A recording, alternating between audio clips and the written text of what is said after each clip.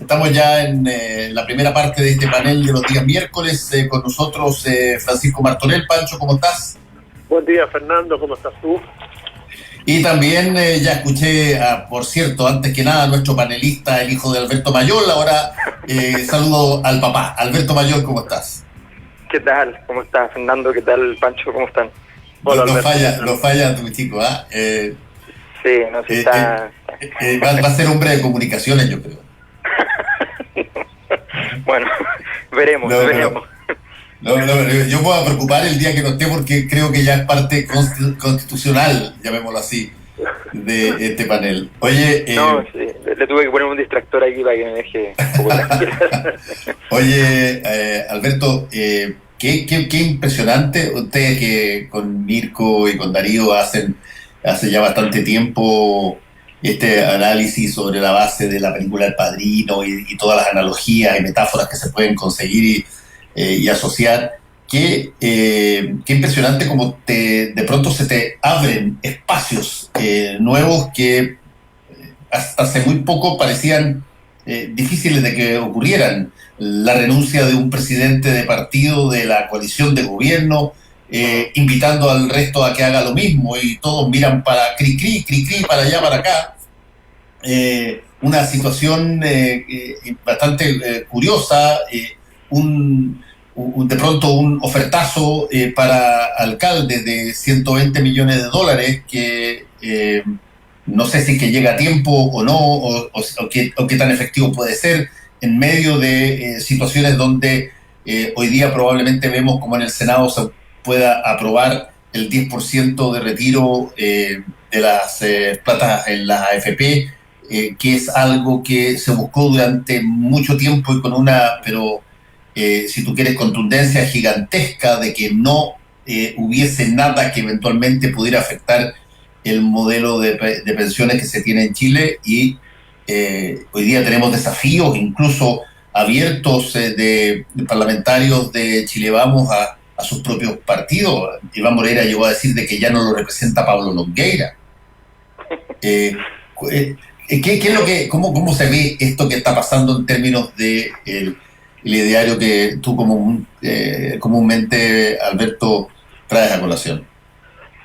Yo creo que esto ya estamos viviendo como el momento más claro de representación de esto que hemos denominado muchas veces hay una crisis de las élites. Las élites son un pacto, no son un grupo, son un pacto de distintos grupos. Y ese pacto de repente empieza a ser más conveniente para unos que para otros, se producen problemas, si se administra mal eso, o a veces el espacio de la cantidad de gente que cabe dentro de una élite determinada se empieza a achicar por razones estructurales, que es lo que pasa acá, y finalmente entonces todos tienen que empezar a buscar vida. Y por de pronto, normalmente las élites, después de mucho tiempo de comodidad y qué sé yo, no están muy acostumbradas a buscar vida tampoco, porque la tienen dada. Entonces se hace muy difícil el escenario. Si esto está acompañado, como es el caso, con una crisis que no es solamente del sistema político, sino que una crisis estructural, una crítica al modelo económico, si uno empieza a mirar el escenario, dice, bueno, en realidad se ve bastante difícil poder salir de ahí.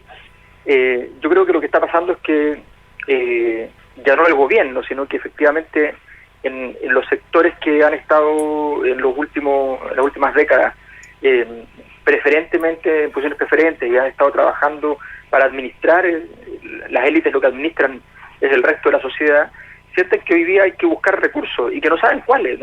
Hay metas, pero no hay recursos, no hay estrategia, no hay nada, y lo único que hay que hacer es tratar de ver qué se puede hacer. Yo lo que veo esto simplemente experimentaciones, como esto es hacer lo que hace la naturaleza en miles de años, probando distintas cosas hasta que alguna funciona, pero en este caso en muy pocas semanas, probando alguna cosa, a ver qué cosa te inyecta vida y qué cosa te la quita, y esto significa entonces la ruptura de muchas estructuras. Estamos viendo desplomarse varias estructuras, y como dices tú, claro, desde el gobierno que le dice seguramente a los partidos, necesito que armen un flanco sólido, lo que sea, digamos, cualquier cosa que más o menos funcione, pero resulta que los partidos dicen, bueno, pero yo no tengo por qué hundirme el gobierno. Si el gobierno se está hundiendo, yo muchas veces lo dije, yo muchas veces hice esto, yo ya hice todo lo que podía hacer, muchas veces retrocedí. O sea, yo pienso en desborde de decir, bueno, si yo fui el jugador del partido para el estallido social, ¿ya? Y salgo castigado, y ahora de nuevo lo hago moderadamente bien, no tan bien como antes, pero moderadamente bien, y salgo trasquilado y me dicen que en el fondo tengo que hacer lo que hace el gobierno, que le va mal. ¿Por qué tengo que hacerlo? Digamos? Y además me dicen que tengo que renunciar porque renunció el presidente del otro partido, qué sé yo. No tengo por qué hacerlo. Entonces la situación estructuralmente ya se hace inmanejable. Pancho. Sí, mira, yo lo que vería en esto es la volatilidad y además de los dogmas y de los principios, ¿no? Es decir, de alguna manera, como en los últimos 6 meses, 7 meses, se han tenido que caer todas aquellas represas, diques de contención, situaciones que parecían muy establecidas y muy firmes. Es decir, desde el 18 de octubre en adelante, cuando el concepto de no más AFP, de que las pensiones son nuestras, de que las pensiones son inembargables, etcétera, no calaban en un sector de la sociedad, a lo que vivimos hoy, que es las pensiones son nuestras, son inembargables, van a poder ser utilizadas en un 10%, salvo que pase algo extraordinariamente extraño de aquí a mañana, digamos, o pasado mañana, cuando llegue el proyecto de reforma constitucional aprobado a la moneda, nos demuestra que nada de lo que digamos hoy incluso lo podemos firmar con sangre. ¿Y a qué me refiero con esto? A que lo que parecía hace un tiempo atrás, que era justamente lo que íbamos a vivir en los próximos 20, 30 años, etcétera, hoy ya no es así. Y en ese marco creo que es donde todos debemos entrar a un nuevo juego. Es decir, podemos plantearnos, y me preguntaba yo en Twitter ayer, que las pensiones que tenemos hoy, el modelo de pensiones que tenemos hoy, que fue creado en 1980, va a servir para la generación que va a vivir dentro de 40 años y que es una problemática que hay que resolver hoy. Obviamente que no. El mundo cambió, los seres humanos cambiaron, la economía va a cambiar, el tipo de relación laboral que va a tener la gente cambia. Entonces, todo eso hace que haya hoy que tener un replanteo. Nadie puede asegurarte nada. Nadie puede decir que si sacas un 10% hoy día, vas a tener pensiones malas dentro de 40 años, porque el modelo de pensiones dentro de 40 años tiene que ser absolutamente distinto y lo tenemos que hacer hoy. Va a ser distinto, ¿por qué? Porque tenemos automatización, porque vamos a tener una relación laboral completamente distinta, porque hay que repensar el modelo de desarrollo del país, hay que ver las características que va a tener. Va a ser un país de servicio, va a recibir turistas, con qué características. Ese tipo de modelo tenemos que replantearlo. Entonces, yo creo que sumado a lo que dice Alberto, toda esta cuestión de que se desmoronan las instituciones, que se empiezan a mirar para el lado, y además que los liderazgos son tan volátiles y frágiles, en el sentido de que el que ayer estaba parecía fuerte, al día siguiente le están pidiendo la renuncia.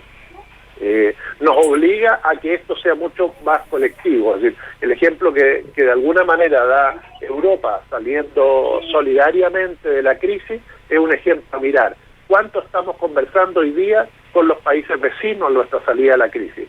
El otro día hablaba con una epidemióloga y decía, esto es igual que fumigar una casa que tiene ratones o que tiene alguna peste en el jardín. Si no lo hacemos todos, es decir, si no pensamos que Bolivia, Perú, Argentina, Paraguay, Ecuador, etcétera, compren la vacuna simultáneamente y lo hagamos solidariamente entre todos, no nos sirve hacerlo nosotros solos. Entonces, se está conversando cuánto estamos avanzando en una salida solidaria del modelo que va para América Latina, pero también para la sociedad chilena. Es decir, dejemos de pensar en dogmas, seamos un poquito más claros respecto al país que queremos y empecemos a ver las realidades como son. ¿Hasta cuándo tenemos que escuchar a los ministros que dicen no conocíamos el hacinamiento y ayer no conocíamos la profundidad del endeudamiento de la clase media? Bueno, están los estudios, están ahí presentes, es cosa, incluso basta que le pregunten a los dueños de los retail quiénes son los que hoy están endeudados con su tarjeta, y se van a dar cuenta que las familias están endeudadas, desde el joven que tiene una tarjeta a los 18 años para comprar comida en el supermercado, hasta el abuelito que tiene la tarjeta de la pensión endeudado también con ese mismo supermercado de retail para comprar comida. Entonces, dejemos de echarle la culpa a que no conocíamos la realidad de este país. La realidad está ahí, nosotros somos muy buenos para los números y sin embargo cuando llega la hora de aplicar esa realidad de los números a nuestros programas sociales es donde nos equivocamos profundamente. Sí, ahora hay cosas que, por ejemplo, dentro de toda esta situación, y quizás hay un énfasis un poquitito desmedido en términos comunicacionales en esto, uno suponía que se habían hecho correcciones respecto de determinadas cosas que se avisoraban. Por ejemplo, esta lógica de compararnos con otros países respecto de la mejoría, respecto de la calidad de tratamiento que teníamos, nos hizo en un momento dado creer que las cosas estaban rutilantes y mucha gente salió con el retorno seguro, salió a la calle con la vuelta de los empleados públicos, la apertura de los malls, y tuvimos un pique brutal en un momento dado en los últimos mes y medio. Y no pasa nada, aparentemente, en términos de enseñanza de esto, porque el presidente de la República ayer dice, una vez más, repite las frases que tienen que ver con estas comparaciones con el resto del mundo, donde mientras en otras partes se vuelven a contaminar, aquí nosotros estamos con muchos días saliendo justamente de eso. Ese era un tipo de discurso que yo tengo la impresión que si es que se aprendió algo de la etapa de Mañalich, era, a ver, no generemos comparaciones para intentar que nos aplaudan sobre la base de cosas que eventualmente pueden inducir a las personas a creer que la cosa está más superada y con su afectividad económica que tiene, va a entender de que no es tan peligroso salir. Y se volvió a hacer. Sí, yo creo que en ese sentido hay ciertas prácticas que están pegadas también en nuestro sistema político. Esto no requiere un análisis demasiado profundo en términos de la experiencia. Yo creo que era muy notorio, o sea, no lo creo, estoy seguro, porque yo me acuerdo el 2009 haber hecho una investigación grande por todo Chile, entrevistando, qué sé yo, personas en distintos ámbitos laborales, qué sé yo, y no fueron pocas las personas los que nos dijeron, ¿saben qué? A mí, cuando veo las cifras en la tele, yo sencillamente no entiendo. O sea, de verdad, yo creo que en el fondo lo que les interesa a los gobernantes es tener unas cifras buenas para mostrarlas afuera, y lo que pase de verdad da lo mismo. Yo creo que esa sensación que estas personas decían en el año 2009, ¿ya? Primero una sensación que efectivamente cuando aparecían técnicas investigativas de carácter colectivo, los grupos de discusión o focus group, efectivamente también a todos les hacía sentido, pero yo creo que eso no solamente hace sentido, sino que además es verdad. O sea, el problema de eso es que no solamente la representación, el problema es que efectivamente nos damos cuenta de que mientras no se incendien los números, el país no se está incendiando. Y entonces, claro, tú puedes decir, bueno, pero es que lo que pasa es que no sabíamos cuánta deuda hay. Bueno, no sabíamos porque nosotros mismos establecimos un conjunto de políticas que hacen que hay cierto tipo de deudas dentro del sistema, no entre personas, dentro del sistema, que no son informadas y de las cuales entonces no tenemos más noticias que lo que la gente declare cuando le van a hacer una encuesta sobre deuda. En todas las investigaciones sobre deuda a partir de encuestas se sabe que las personas, por un tema de tranquilidad psicológica y de protección de sí misma, sencillamente baja la cantidad de deuda que declara, porque no quiere ni siquiera asumir personalmente la cantidad de deuda que efectivamente se tiene. Entonces, nos hemos estado engañando permanentemente, y todavía no hemos cambiado aquellas cosas que podrían servir para, por ejemplo, para poder sincerar este tipo de situaciones. Yo creo que lo fundamental, o sea, aquí tenemos un conjunto de personas dentro del sistema político que recorren el país para las elecciones, que se dan cuenta positivamente de las dificultades, que se dan cuenta que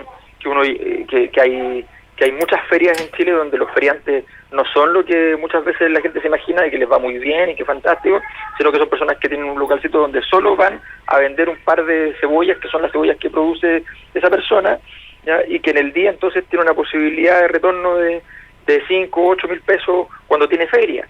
Entonces, si tú miras eso, la verdad es que la situación es bastante es bastante evidente, es bastante clara, pero sencillamente tú te refugias en cierto tipo de datos que tampoco son buenos, ¿ya? Pero los miras por un lado y no los quieres mirar por el otro. O sea, yo me acuerdo cuando me tocó presentar en ENADE, hubo varias presentaciones y la fuente de los datos que yo usé era la misma fuente que usaron el ministro de Hacienda, que usaron otros analistas del mundo más cercano al empresariado, qué sé yo, la misma fuente, la misma encuesta, lo mismo, no los mismos datos, la misma encuesta. Pero resulta que miraban, entonces mostraban unos datos y no mostraban los otros.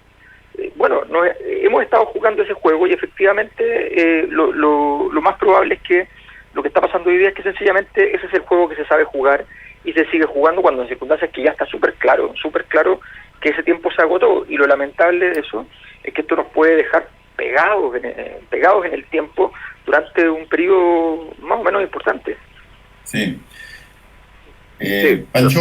Sí, y efectivamente, además ya hay una constatación, porque una cosa son los datos que tú manejas, los datos que quieres ocultar, pero cuando la realidad te golpea en la cara, ya tienes que darle la mirada social a los datos y a las cifras, y creo que ahí está. Yo creo que efectivamente los datos están, pero si seguimos promediando de la manera que lo hacemos, obviamente que un país que tiene un ingreso per cápita superior a los $25,000 parece muy ordenadito y muy perfecto. El tema es cuánto recibe cuánto de cada uno de los chilenos de ese 25.000. Entonces ahí es donde creo que tenemos que empezar a plantearnos la salida, y con esta crisis política, con esta falta de liderazgo que tenemos tanto en la oposición como en el oficialismo, obviamente que todo se hace más difícil.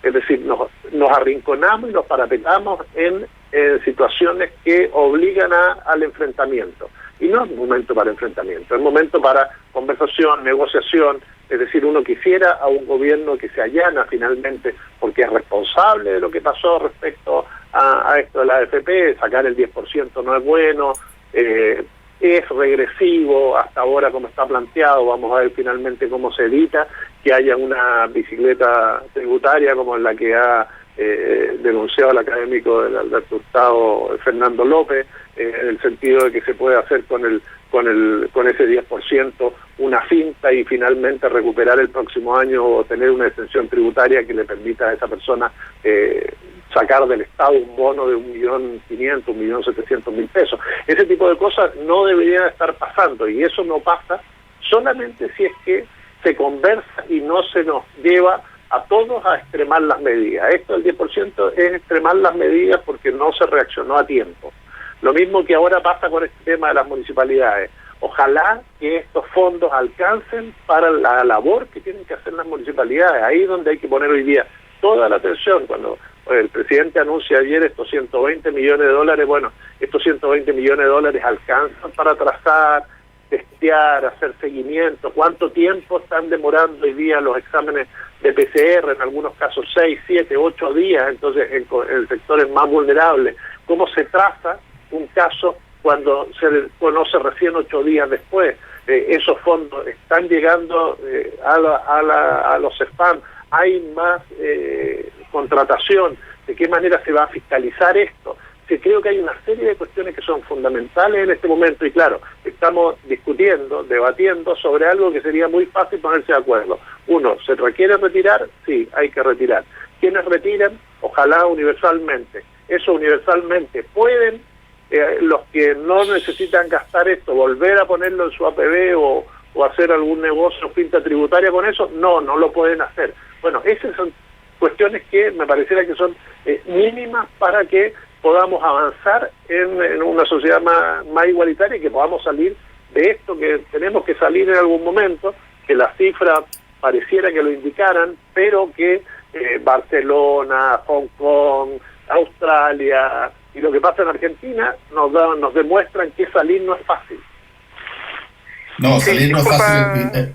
Sí, dale nomás, sí, Alberto. Sí, Fernando, lo que pasa es que lo que dice Pancho a mí me convoca a una reflexión que se ha hecho poco, además, que es la reflexión respecto a la calidad de las políticas públicas. Tienen que ver con lo que decía Pancho antes respecto a las vacunas a nivel global. Lo hablamos hace harto tiempo acá de que las respuestas globales han sido malas en general, pero hay una cosa que uno mira y dice, a ver, está lleno de cosas que son más o menos lógicas de hacer y por dónde hay que actuar. O sea, yo voy a poner un ejemplo que yo trabajo en la universidad y somos un organismo regulado por el Ministerio de Educación, así que voy a criticar al Ministerio de Educación en esa labor, pero así que es inconveniente, no le va a gustar a mis colegas de la universidad, pero no importa, me parece que es importante. Hace poco nos llegó un requerimiento de hacer un completo informe de todo lo que habíamos hecho para la pandemia, para poder entonces mejorar nuestra poder dar clases teniendo estudiantes que más del 30% no tienen computador, en fin, en línea, tener una serie de respuestas.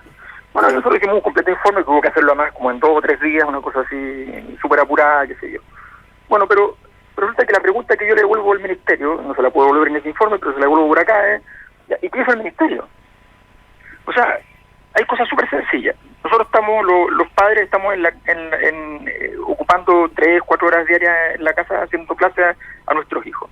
¿Cuáles son las herramientas que nos entregan? Se las entrega el colegio. Sí, fantástico, pero la capacidad de una economía de escala para hacer cosas bien hechas que tiene el ministerio es muy diferente.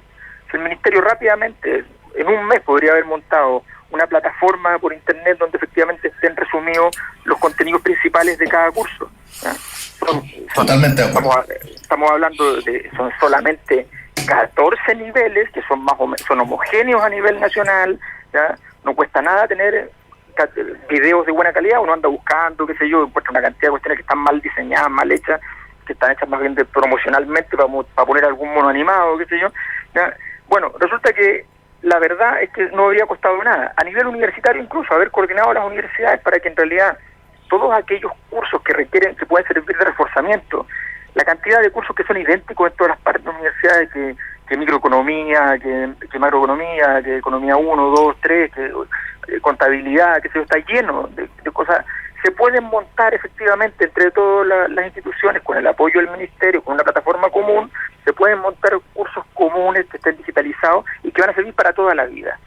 No cuesta nada motivar a los premios nacionales a que hagan unos cursos interesantes para que la gente tenga cosas que mirar y cosas que aprender durante la pandemia. O sea, ocupar esos recursos. ¿Dónde está eso que es baratísimo para efectos de una economía agregada? Baratísimo, sencillo, interesante, potente, un apoyo. Esos son diseños de políticas públicas que no cuestan nada y que en el fondo uno ve y mira y vemos al otro entonces diciendo no, quiero que todas las universidades me contesten y me digan qué es exactamente lo que han hecho, a ver si lo han hecho bien o mal, en circunstancias que no recibimos ningún instructivo de qué es lo mejor y cuáles son los consejos en el fondo, sino que simplemente, obviamente, el cumplimiento del proceso y todas las cosas que pasan en el sector público, que está bien, pero nada más. Entonces uno dice, bueno, ¿dónde están las respuestas? En ese sentido, que lo hemos visto en el sector salud, lo hemos visto en muchas dimensiones, pero está lleno de otras dimensiones donde no estamos siendo capaces de responder. Yo veía en España, por ejemplo, que entre los anuncios de los primeros días había toda una política pública porque tenían la predicción de un grave aumento de la ludopatía, porque las personas ludópatas están acostumbradas a salir de casa y a ir a apostar a algún lugar, pero en esta situación ya tenían antecedentes de otras experiencias internacionales de que lo que termina por ocurrir es que estas personas migran a internet y hacen intensivísimo su actividad de ludopatía. Esos son análisis de políticas públicas. Yo creo que en ese hemos estado además. Sí, ahí hay un punto bien interesante donde efectivamente, sobre todo en el ámbito escolar, porque en el ámbito universitario eventualmente tú puedes tener, a pesar de que tú tienes razón en que hay una serie de cursos que entregan distintos profesores sobre una materia que son básicamente currículum relativamente comunes, pero en el ámbito de lo escolar es probablemente mucho más fácil de implementar. Pero facilísimo, claro.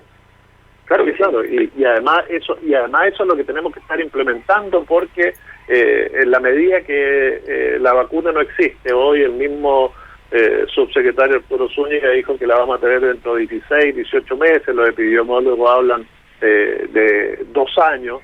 Todo este escenario de alguna manera se va a repetir en algunos aspectos. Entonces, para evitar que lleguemos a cifras como las que tuvimos de más de 300.000 contagios, etcétera, debemos ir generando todos estos protocolos con tiempo suficiente, y uno de esos va a ser el tema de las clases, y no sirven frases como la del ministro Figueroa ayer, que dijo: un niño hacinado con riesgo de ser abusado sexualmente en su hogar tiene que tener la posibilidad de ir a la escuela. Me parece que es tirarle una molotov a los hogares chilenos de indignación. Es decir, ¿cómo le vas a decir hoy día a los padres que están con sus hijos que su hijo corre riesgo de ser abusado sexualmente porque lo está cuidando el padre o la madre? Es decir, es una cosa increíble, por mucho que haya cifras que digan que los abusos sexuales se producen mayoritariamente de algún familiar cercano, pariente. Eso es una frase absolutamente poco afortunada del ministro de Educación.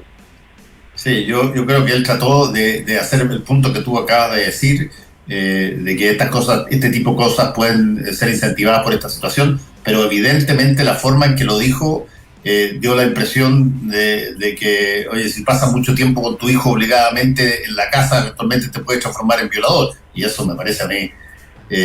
Bueno, yo supongo que dirá algo hoy día el ministro de Educación respecto a eso. Y además, es algo que se constata a través de las cifras en todos los hogares, no en los hogares con hacinamiento. Es decir, ese es un tema, porque tú le estás diciendo que el abuso sexual se produce en un sector de la población, y no es así, lo sabemos. Es decir, esto ocurre en todos los sectores sociales. Así es. Alberto, para terminar. Yo creo que efectivamente esa es una señal. O sea, lo que estamos viendo en el fondo es una señal muy clara de las debilidades estructurales de la acción gubernamental. Yo pensaba, por ejemplo, en medio de todo esto, que donde estamos con la necesidad enorme, porque supongamos que la gente efectivamente se dice, ¿saben?, que los niños que puedan volver al colegio, o sea, que no tengan alternativa, volverán, y los que no van a hacer la distancia, y va a haber todo un sistema, que posiblemente donde muchos del sector educacional están pensando que van a pasar cosas de esa naturaleza en algún momento. Bueno, si uno piensa en eso, el gran problema es que, por ejemplo, hay mucha gente que sencillamente no tiene la posibilidad de destinar una cantidad de horas enormes de los aparatos tecnológicos, los computadores, tablets, en fin, para las funciones educacionales. Y me acuerdo de que hace 20 años, no sé, no me acuerdo exactamente la fecha, pero quizás más, Naciones Unidas hizo un proyecto para darle a cada niño un computador en todo el mundo. ¿Se acordarán ustedes que estuvo ese proyecto? Por $100.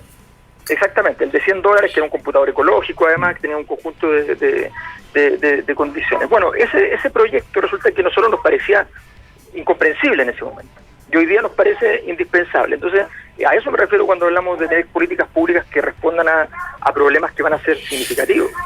Sí, agradecemos a Alberto Mayol y Francisco Martorell. Cuídense mucho, nos encontramos la próxima semana. Chao, chao. Un abrazo, suerte, saludos. Chao, Francisco. Chao.